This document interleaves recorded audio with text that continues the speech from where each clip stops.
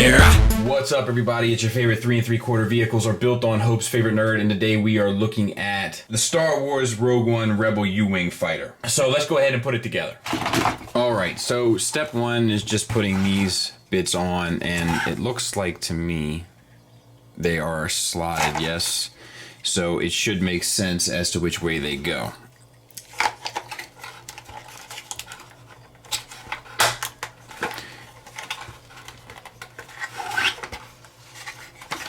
Oh boy.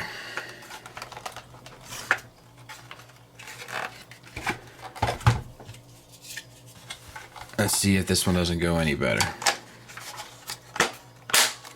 Oh, that one worked like a champ. So this one must not be right. I don't want to break it, but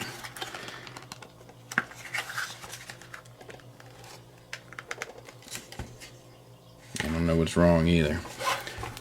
I must try to give it a pounding. Money! See, you guys are always talking about how heavy-handed I am. You don't realize how much it helps. Alright. This one goes over here. And then this one goes over here. Uh-oh. Same side, isn't it? Like a glove. Alright, and then we'll insert these. I think that the angle bits have to come around to the front, right? So we'll insert these.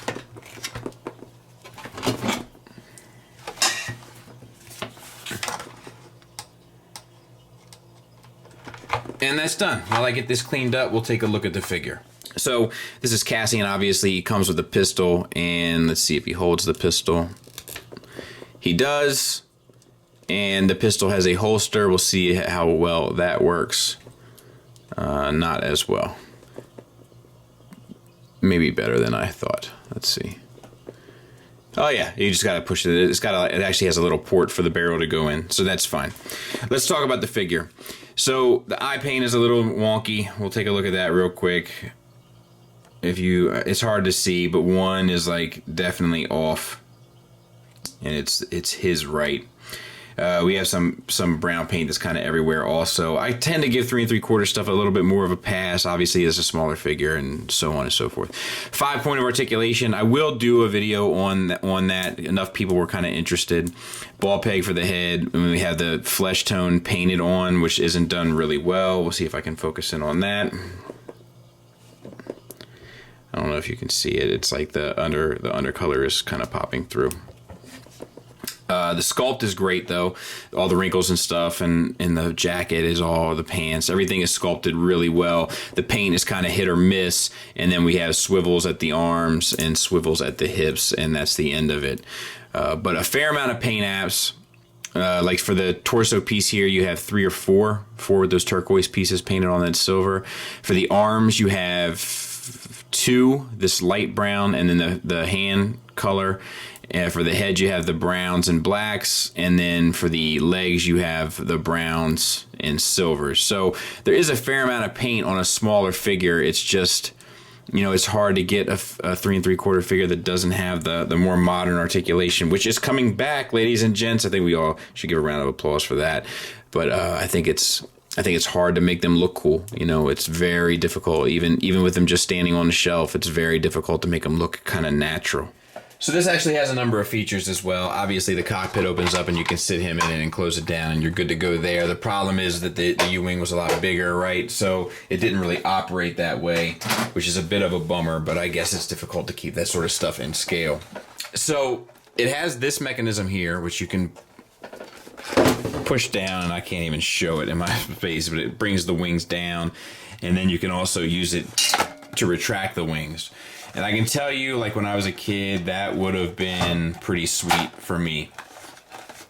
And then the other has landing gear. Obviously, you have 2 here and then 2 in the back.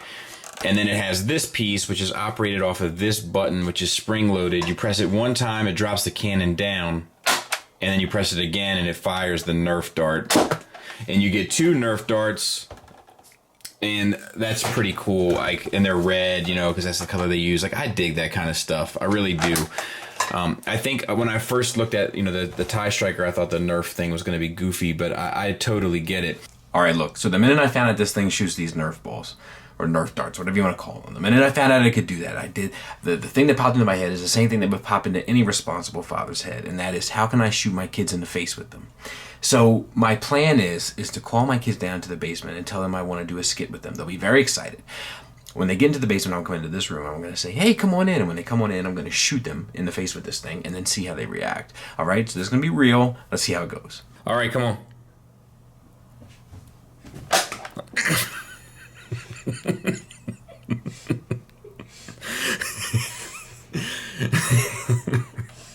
Go. What do I say though?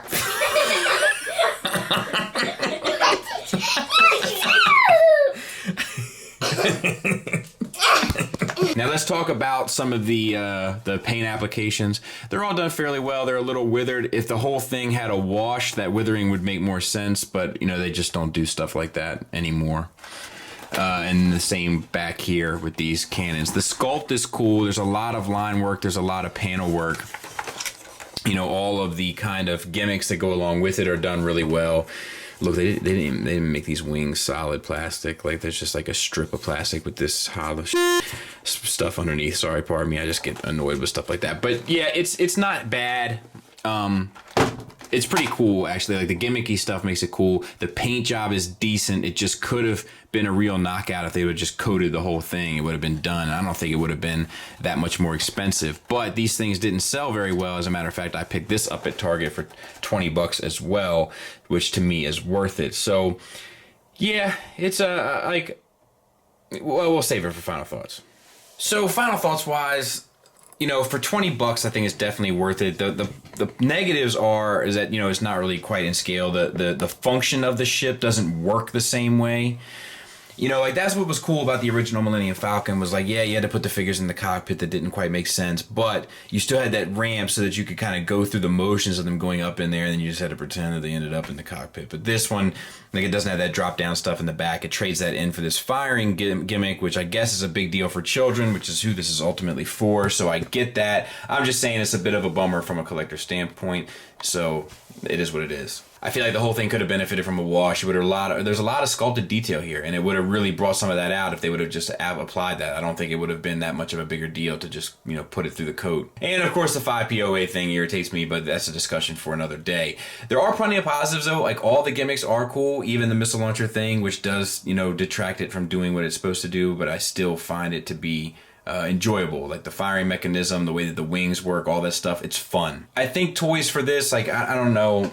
Like, obviously, like, if I got into toys as an adult, this probably wouldn't appeal to me, but this was the first type of toy I ever got into, you know, as a child, and there is something about it that still works for me as a result. And if that does the same for the next generation, then more power to them. And I think this is one that does have a lot of playability and therefore will really appeal to kids and be a lot of fun with kids. So, yeah, if you can grab this for 20 bucks, I got it at Walmart, which is a place I try not to go into, but I got it at Walmart, and it was, you know, it was a rollback call, I think, a price call. So I think it's definitely worth 20 bucks and be a lot of fun, especially if you got some young ones. So yeah, recommend it for 20. Wouldn't pay much more than that. Thanks for listening. Thanks for watching. Until next time, take care.